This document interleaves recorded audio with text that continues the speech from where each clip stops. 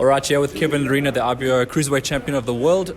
Firstly, it's early fighting this year for you. I mean, what did you get up to during December, January camp? I just stayed in the gym training. I live a pretty clean life, so it's no problem taking 8 weeks to 10 weeks to prepare for a fight. I get in shape relatively quick. Well, an assignment is in Germany next for you. You got Arslan. He's obviously had a well-established career. Yeah. What do you make of him, firstly?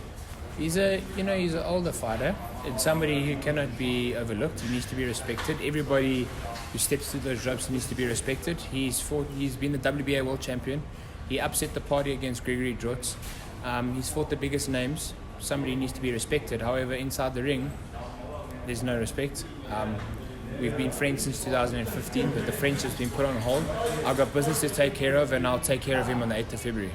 It's noted that your levels have obviously increased, but you did spar him in Russia? I know. Or you were in the same training camp? We were sparring partners, myself, him, and Tabiso for Gregory Drotz.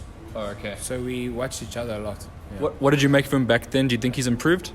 Well, he's his fighter, so he's an older fighter, so he's not going to change much.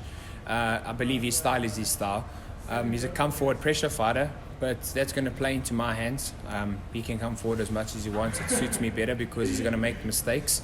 And we've got a game plan, but like I said, I see it as a tough fight because every fight's a tough fight at the top. He's rated number 2 in the IBF, number 5 in the WBA, and I think number 9 in the WBO. You don't get those ratings for nothing. And I've got to get those ratings. This is an eliminator for another belt. But right now, I'm focused on Arslan, and that's defending my IBO championship for my 7th championship fight.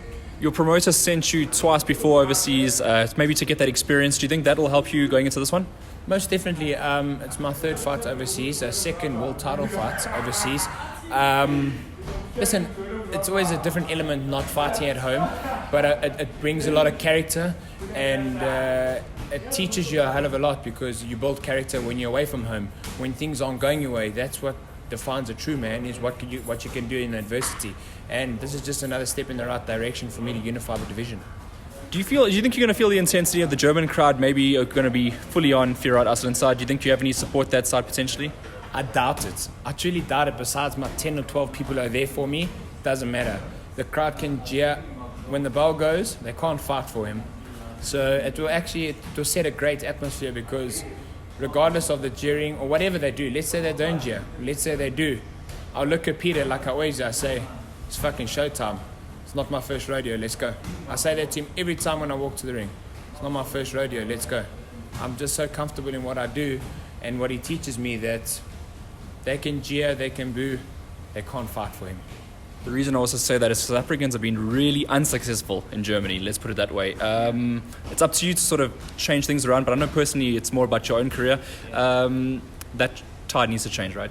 Most definitely. I mean, it's inevitable. Guys like Lerena got robbed overseas. Tools in a very close fight got robbed. When we say robbed, they lost. But at the end of the day, if you lose and you get beaten, you lose. But if you win, and people who are watching all around the world see you win and they still take your fight from you, you know it is what it is. People are not blind and oblivious to the decisions. But it's up to you to not let it go the distance. So do I want it to go the distance? Most definitely not. I want to knock him out. And that's what I'm going to do.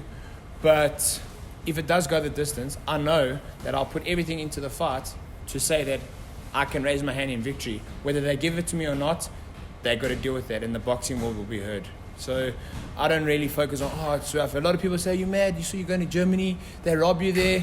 Well, I'm going to rob them. I'm going to rob their own fighter. I'm going to knock him out.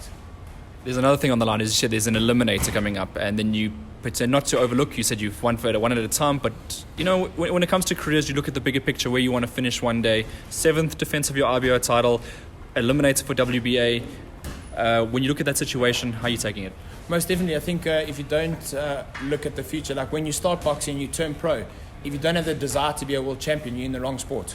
Then you're doing it for the wrong reasons. Like if you don't walk into those doors and say, I want to be a world champion, what are you walking in there for? To fill up the spaces on the bags? No. Everyone walks in with aspirations. So I've achieved that goal now. I now want to unify the division.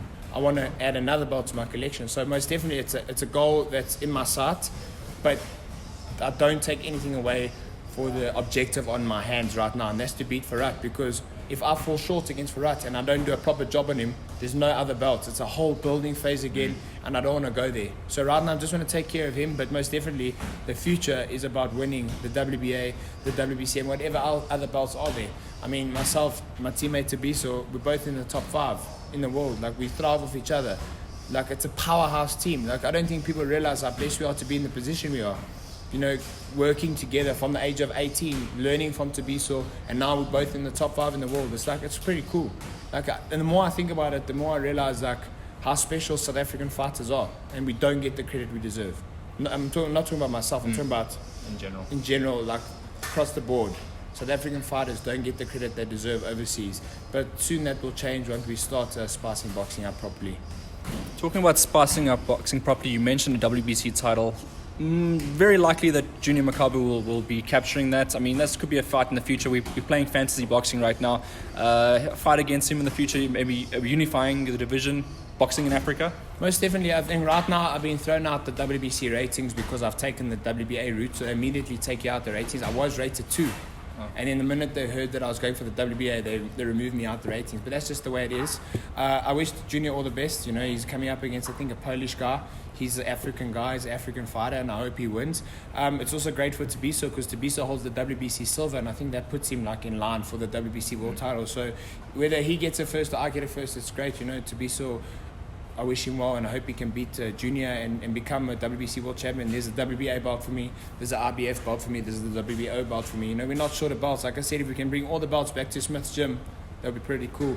And yeah, just for now, I wish Junior all the best. He's coming up against a Polish guy, so he's an African fighter who lives in South Africa. So I really hope he wins, and I wish him well. But yeah, fantasy matchups, that would be a great matchup.